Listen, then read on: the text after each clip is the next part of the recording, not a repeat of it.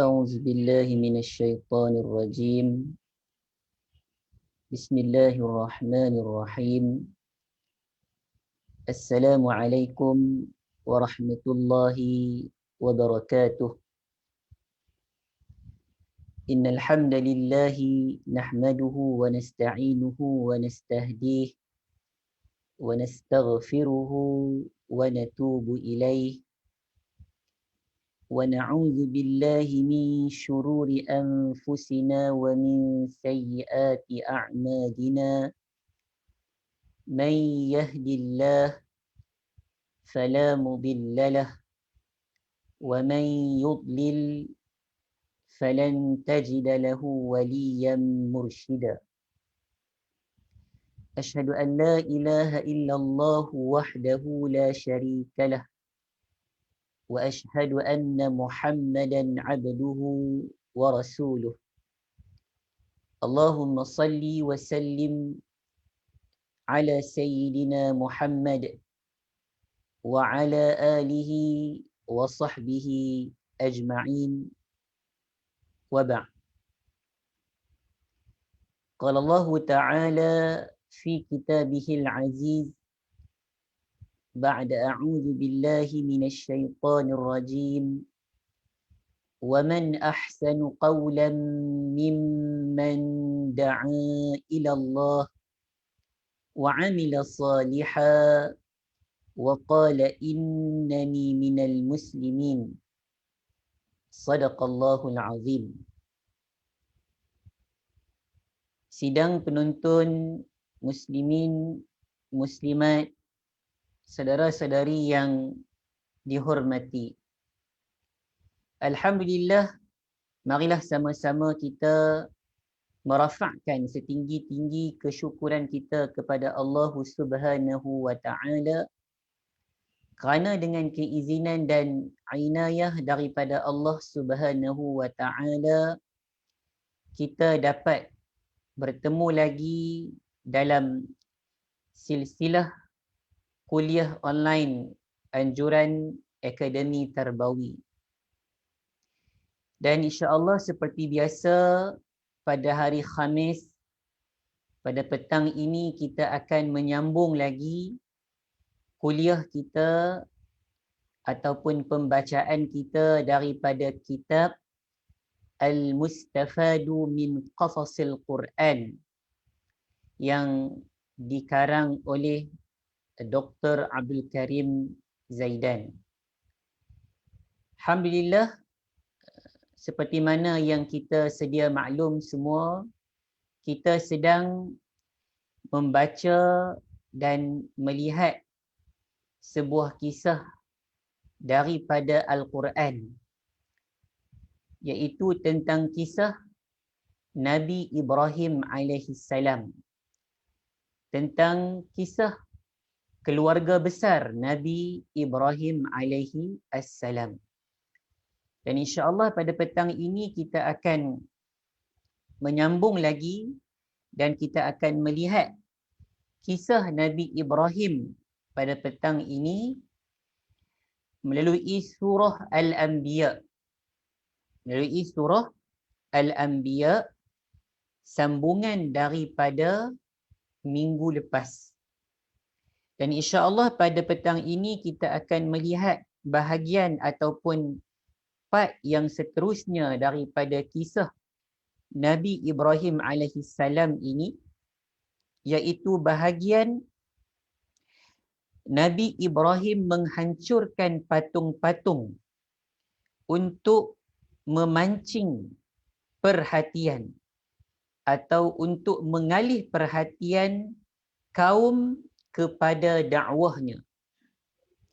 Jadi seperti mana kita sedia maklum, selepas Nabi Ibrahim melalui beberapa siri perdebatan, beberapa siri kita kata berhujah, berdakwah dengan menggunakan lisan dengan penuh kebijaksanaan, dengan penuh kelembutan, dengan penuh kecerdasan akal fikiran Nabi Ibrahim alaihi salam dengan penuh sopan santun seperti mana kita lihat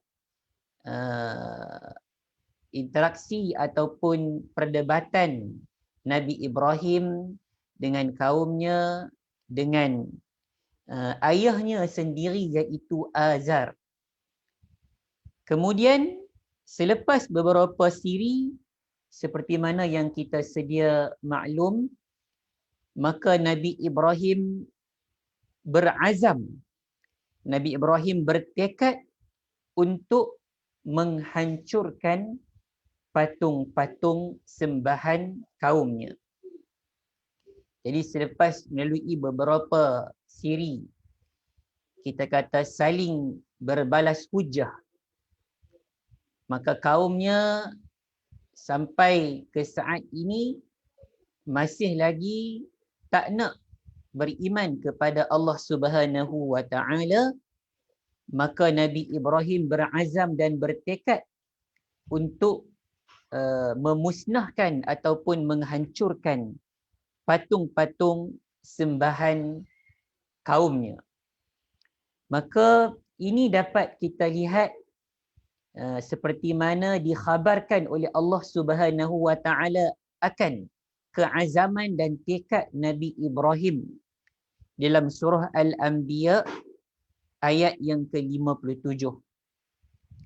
A'udzu billahi minasyaitonir rajim.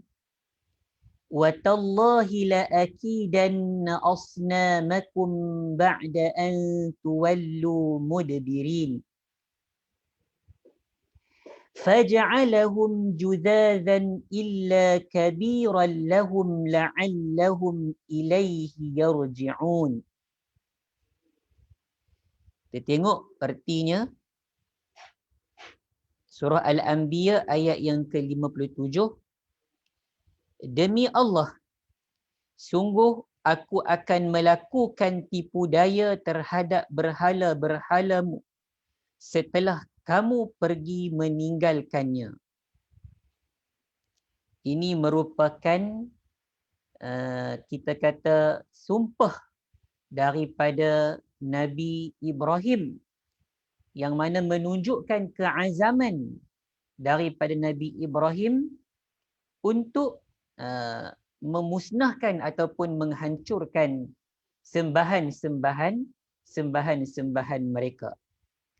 Dalam ayat ini kita dapat lihat bahawa Nabi Ibrahim dia tidak berhenti ataupun tidak cukup kita kata berdebat ataupun berbalas hujah sahaja, berdakwah dengan menggunakan lisan sahaja. Bahkan dia azama ala taksir asnamihim. Bahkan dia berazam dan dia bertekad untuk memusnahkan dan menghancurkan berhala-berhala sembahan kaumnya. Kalau kita melihat daripada ayat 57 surah Al-Anbiya ini, Nabi Ibrahim berazam merancang untuk memusnahkan berhala-berhala sembahan mereka ini selepas mereka pergi meninggalkannya. Ba'da an tuwallu mudbirin, ay ba'da an takhruju ila aidikum wa kana lahum aidun yakhrujuna ilaihi wa yajtami'una fihi fi kulli sanatin. Jadi Nabi Ibrahim merancang dan berazam, bertekad untuk memusnahkan kita kata berhala-berhala sembahan mereka selepas kaumnya pergi ataupun keluar untuk berkumpul meraihkan hari raya yang menjadi kebiasaan mereka. Mereka akan kita kata meraihkan perayaan ini setahun sekali. Jadi selepas mereka keluar, maka Nabi Ibrahim pun kita kata memulakan tindakannya untuk menghancurkan patung-patung sembahan mereka. وقد قال ذلك إبراهيم في سر من قومه ولم يسمعه إلا رجل واحد وهو الذي أفشاه عليه.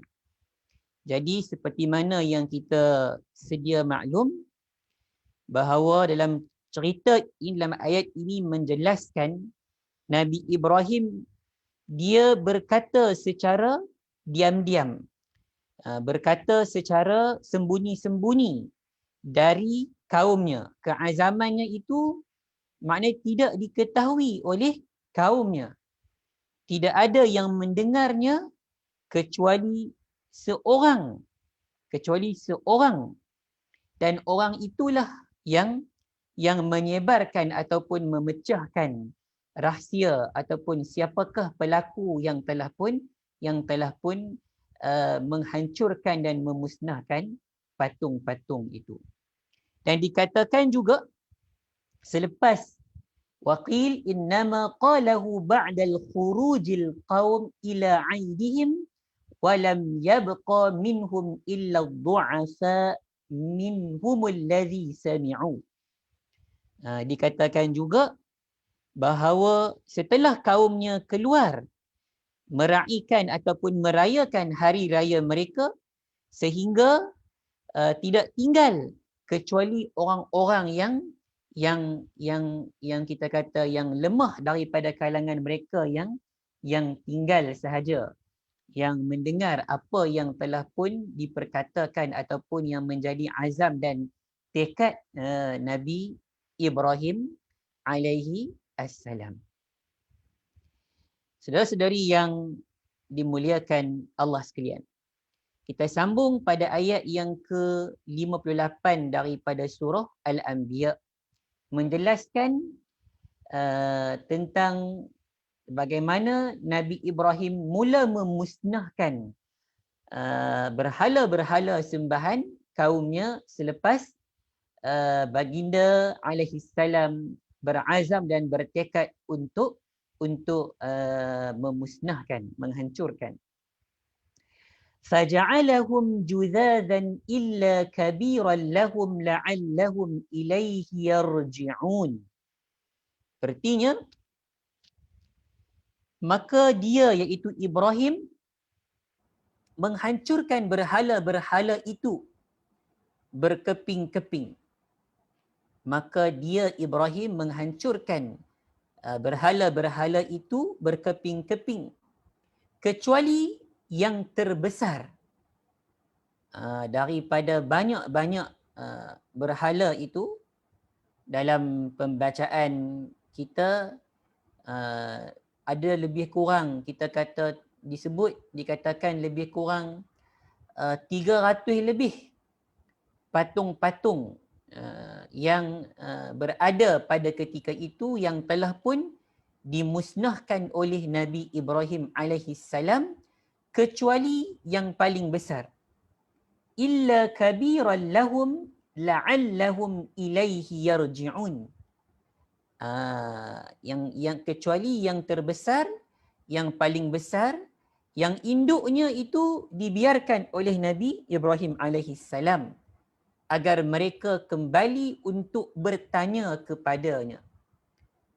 Agar bila mana kaumnya pulang daripada merayakan hari perayaan mereka, ini akan menjadi poin kepada Nabi Ibrahim untuk menegakkan hujahnya ke atas kaumnya. Bila mana seperti mana yang kita tahu, Nabi Ibrahim menjadikan patung-patung itu terpotong hancur setelah mereka tinggalkan, hanya sahaja dibiarkan patung yang besar. Satu patung yang besar, dan menggantungkan kapak yang ia gunakan sebagai alat untuk menghancurkan patung-patung yang lain itu di tengkuk ataupun di leher ataupun di patung yang besar untuk dijadikan hujah, untuk dijadikan hujah ke atas mereka. Bila mana disebut dekat sini dalam ayat yang kita baca daripada surah Al-Anbiya ayat yang ke 58 ini, la'allahum ilaihi yarji'un, agar mereka kembali untuk bertanya kepadanya, ai la'allahum yarji'una ila Ibrahim wa dinihi idza qamat alaihim al-hujjah. Jadi ditinggalkan satu patung yang besar itu agar kaumnya itu kembali kepada Ibrahim, kembali kepada agama ataupun risalah yang dibawa oleh Nabi Ibrahim, agar mereka itu bila mana tertegak hujah di atas mereka itu, agar mereka itu kembali beriman kepada Allah Subhanahu wa taala. Jadi dua ayat yang kita kata yang pertama daripada surah Anbiya ini menjelaskan dua perkara yang penting. Yang pertama, keazaman dan tekad daripada Nabi Ibrahim alaihi salam untuk menghancurkan dan memusnahkan patung-patung sembahan daripada kaumnya. Dan yang kedua, bagaimana kita lihat Nabi Ibrahim setelah menghancurkan semua patung-patung dan memusnahkan semua patung-patung itu, dan baginda alaihi salam meninggalkan satu patung yang besar dan meletakkan kita kata meletakkan kapak yang digunakan untuk menghancurkan patung-patung yang lain pada patung yang besar itu, dengan harapan agar tertegaknya hujah ke atas kaumnya, dengan harapan agar kaumnya itu kembali ataupun sedar dengan apa yang telah pun didakwahkan oleh Nabi Ibrahim alaihi assalam. Dan kita sambung lagi sedikit lagi pada part yang seterusnya. Part yang seterusnya ini topik dia qalu man fa'ala hadza bi alihatina. Part yang seterusnya ini dia punya topik dia qalu man fa'ala hadza bi alihatina. Mereka berkata, iaitu kaum Nabi Ibrahim berkata, siapa yang melakukan ini pada Tuhan-Tuhan kami? Jadi selepas mereka pulang daripada merayakan ataupun meraihkan perayaan tahunan mereka, mereka dapati patung-patung mereka ataupun sembahan-sembahan mereka telah pun hancur musnah, telah pun dihancurkan, telah pun dimusnahkan. Maka mereka berkata, qalu man fa'ala hadza bi alihatina. Maka ini telah pun dijelaskan oleh Allah Subhanahu wa taala, sambungan daripada surah Al-Anbiya lagi ayat yang ke-59, man fa'ala hadza bi alihatina innahu laminadh dhalimin. Qalu sami'na fatan yadhkuruhum yuqalu lahu Ibrahim. Qalu fa'tu bihi ala a'yunin nasi la'allahum yashhadun. Artinya apa? Kita tengok. Artinya mereka berkata, siapakah yang melakukan perbuatan ini terhadap Tuhan-Tuhan kami? Siapakah yang melakukan perbuatan ini terhadap sembahan-sembahan kami? Sungguh dia termasuk orang-orang yang zalim. Jadi tuan-tuan puan-puan yang dirahmati Allah sekalian, kita lihat ayat ini seolah-olah mereka ini sedang mencari siapa yang punya angkara ni. Ayat ini menjelaskan mereka ini sedang mencari-cari siapa yang melakukan kemusnahan dan kehancuran terhadap patung-patung yang menjadi sembahan mereka. Dan mereka berkata dalam ayat yang telah pun kita bacakan tadi, innahu laminadh zalimin. Sesungguhnya dia termasuk orang yang zalim. Jadi ini membuatkan kaumnya merasa marahlah dengan tindakan orang yang menghancurkan dan memusnahkan patung-patung sembahan. Kemudian mereka yang lain berkata, kami mendengar ada seorang pemuda yang mencela berhala-berhala ini, namanya Ibrahim. Daripada kalangan mereka ini ada yang berkata, yang duk buat kerja ni adalah Ibrahim. Qala haula'i sami'na fata ay syaban. Kami telah pun mendengar, yang mana Nabi Ibrahim ini mendengar perkataan Nabi Ibrahim dan sumpahnya untuk membuat, kita kata, tipu daya terhadap patung-patung ini. Mereka berkata, kami mendengar pemuda yang menyebut-nyebut mereka dengan hal yang menyebut, kita kata menyebut sembahan-sembahan, menyebut mereka ini dengan hal-hal yang tak enak didengar. Nama dia Ibrahim. Ini kata sebahagian daripada mereka. Qalu fa'tu bihi ala a'yunin nasi la'allahum yashhadun. Kemudian mereka kata lagi, sambungan daripada ayat yang kita baca tadi, mereka berkata, kalau demikian, kalau pemuda yang bernama Ibrahim itulah yang melakukan, yang memusnahkan, yang menghancurkan patung-patung sembahan kita ini, kalau demikian, bawalah dia dengan cara yang dapat dilihat orang banyak. Jadi bawa dia ke tengah-tengah orang ramai ini agar dapat dilihat oleh orang yang ramai, agar mereka menyaksikan apakah akibat ataupun kita kata hukuman yang akan ditimpakan, yang akan diberikan kepada Nabi Ibrahim alaihi assalam. Dalam ayat ini disebut di akhir ayat, la'allahum yashhadun, ay la'allahum yahduruna uqubatah.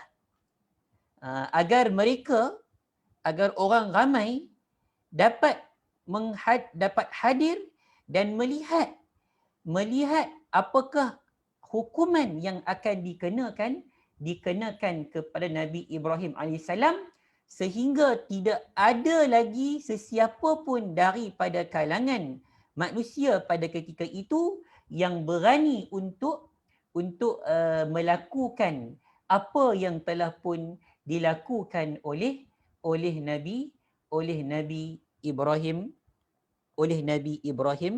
alaihi assalam. Jadi ayat ini menjelaskan juga kepada kita, inilah yang diinginkan oleh Nabi Ibrahim alaihi salam sejak daripada awal lagi. Maka ini yang diharapkan sebenarnya, yang diinginkan oleh Nabi Ibrahim, agar dirinya dihadirkan oleh mereka di hadapan kumpulan besar daripada kalangan manusia. Kerana apa? Ini peluang yang ingin diambil oleh Nabi Ibrahim alaihissalam sehingga Nabi Ibrahim dapat menjelaskan pada mereka akan sisi kebodohan mereka. Kerana apa? Kerana mereka ataupun kaumnya ini menyembah patung-patung yang tak dapat pun memberikan manfaat kepada mereka dan tidak juga dapat menolak bahaya untuk mereka. Tidak memiliki, kita kata, kekuatan, tidak juga dapat menolong, kita kata, patung-patung yang lain, dapat menyelamatkan patung-patung yang lain daripada dihancurkan oleh Nabi Ibrahim alaihi assalam. Saudara-saudari muslim-muslimat yang dimuliakan Allah sekalian. Jadi ayat yang kita tengok, kita kata dalam part yang kedua pada petang ini menjelaskan kepada kita beberapa perkara, antara perkara yang penting yang diinginkan oleh Nabi Ibrahim daripada, kita kata, tindakan baginda alaihissalam menghancurkan patung-patung ataupun sembahan mereka itu, agar baginda alaihissalam ditampilkan di tengah-tengah khalayak ramai, dan ini menjadi poin yang sangat penting, menjadi peluang yang sangat, kita kata, berharga untuk Nabi Ibrahim alaihissalam mengambil peluang untuk menjelaskan kepada masyarakat ataupun kepada manusia pada ketika itu akan, kita kata, kebodohan mereka, akan sisi kebodohan mereka menyembah patung-patung yang tidak dapat pun menyelamatkan mereka daripada ditimpa kehancuran, ditimpa kemusnahan, seperti mana yang berlaku kepada patung-patung yang lainnya yang telah pun hancur dan musnah dengan kapak Nabi Ibrahim alaihi assalam. Saudara-saudari muslimin muslimat yang dirahmati Allah sekalian. Jadi pada petang ini kita dapat melihat beberapa potong ayat daripada surah Al-Anbiya menjelaskan kepada kita satu langkah baru yang diteruskan oleh Nabi Ibrahim alaihissalam selepas baginda alaihissalam telah pun memulakan dakwahnya dengan mengajak, dengan berdakwah, dengan berhujah, dengan berdebat, dengan menggunakan wasilah yang disebut sebagai dakwah bil lisan, dengan dakwah bil lisan. Kemudian antara faedah yang kita dapat pada petang ini, antara yang besar yang kita dapat, bahawa kita nampak bagaimana Nabi Ibrahim alaihissalam mengingkari kemungkaran dengan tangan. Mengingkari kemungkaran dengan tangan ataupun dengan kuasa, dengan kemampuan yang ada pada dia sebagai wasilah ataupun sebagai sarana untuk menyampaikan dakwah. Nabi Ibrahim buat begini dalam rangka untuk nak menarik perhatian. Selepas berhujah, berdebat, mereka tak nak dengar juga, maka Nabi Ibrahim bertindak ataupun membuat step yang lebih lagi, iaitu dengan memusnahkan dan menghancurkan patung-patung sembahan mereka, seperti mana dikhabarkan oleh Allah Subhanahu wa taala di dalam surah Al-Anbiya yang kita bacakan sebentar tadi. Jadi kita dapat lihat di sini, saya ulang lagi sekali, antara faedah yang kita dapat ketika debat Ibrahim dengan kaumnya tidak membawa manfaat dan perkataannya yang didukung oleh hujah, keterangan, dan kita kata bagaimana wasilah yang penuh dengan kelembutan yang digunakan oleh Nabi Ibrahim ini tidak bermanfaat dan tidak berjaya, maka Nabi Ibrahim beralih kepada cara ataupun beralih kepada sarana yang lain, iaitu cara untuk mengundang perhatian, cara untuk nak bagi satu bentuk kita kata hentakan yang lebih kuat kepada kaumnya, dan dapat diharapkan agar kaumnya itu kembali bertaubat, kembali dari meninggalkan kesyirikan dan kesesatan yang telah pun diamalkan ataupun dilakukan oleh mereka sebelum ini. Jadi ini merupakan kita dapat melihat daripada awal kita bincang sebelum ini tentang metodologi dakwah Nabi Ibrahim, bermula dengan hujah, debat yang penuh dengan akhlak yang tinggi, kemudian pergi kepada satu langkah yang lain pula dengan langkah yang sebenarnya disyariatkan oleh Allah Subhanahu Wa Taala kepada Nabi Ibrahim pada ketika itu, dengan langkah untuk menghancurkan dan memusnahkan patung-patung sembahan kaumnya dalam rangka untuk mengalih perhatian kaumnya agar kaumnya itu kembali beriman dan menyembah Allah Subhanahu Wa Taala. Maka saya rasa itulah sedikit sebanyak yang dapat saya cuba sampaikan pada petang ini. Dan sebelum kita menangguhkan kuliah kita pada petang ini, di sana ada satu persoalan yang insya-Allah boleh sama-sama kita semua fikirkan, dan insya-Allah kita akan cuba membahaskan perkara ini pada minggu hadapan. Persoalannya, apakah dalam menghancurkan patung terdapat contoh dari Nabi Ibrahim? Apakah, kita kata dalam arti kata yang lain, apakah bagi seorang pendakwah Muslim, apakah bagi seorang pendakwah Muslim untuk melakukan amalan yang mirip dengan apa yang dilakukan oleh Ibrahim dengan membakar emosi musuh-musuh dakwah, meskipun hal ini berisiko, hal ini mempunyai risiko yang sangat tinggi. Ini satu persoalan yang saya tinggalkan kepada tuan-tuan, puan-puan, saudara-saudari sekalian untuk sama-sama kita membaca surah Al-Anbiya ini, dan kita sampailah ke ayat yang kita bacakan sebentar tadi, dan kita melihat, kita kata Nabi Ibrahim alaihi salam ini telah pun menghancurkan dan memusnahkan patung-patung kaumnya.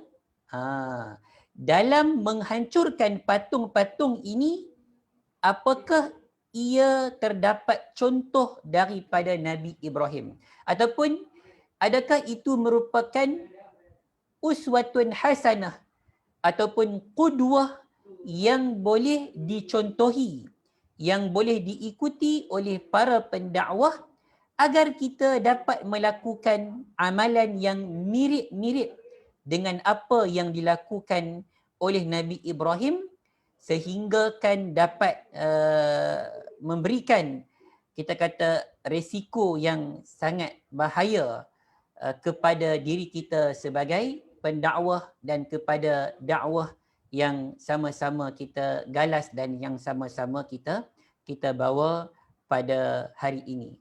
Dan insya-Allah kita akan bahaskan dan akan menjawab persoalan ini pada minggu hadapan insya-Allah. Tuan-tuan, puan-puan, saudara-saudari yang dimuliakan Allah, yang mana yang baik, yang hak itu datang daripada Allah Subhanahu Wa Taala, yang lemah itu datang daripada diri saya.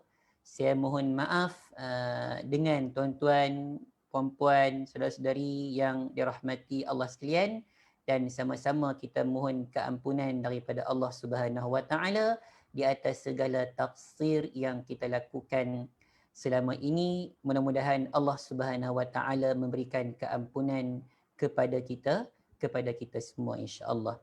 Aqulu qawli hadha wa astaghfirullahal azim li wa lakum. Wassalamu alaikum warahmatullahi wabarakatuh.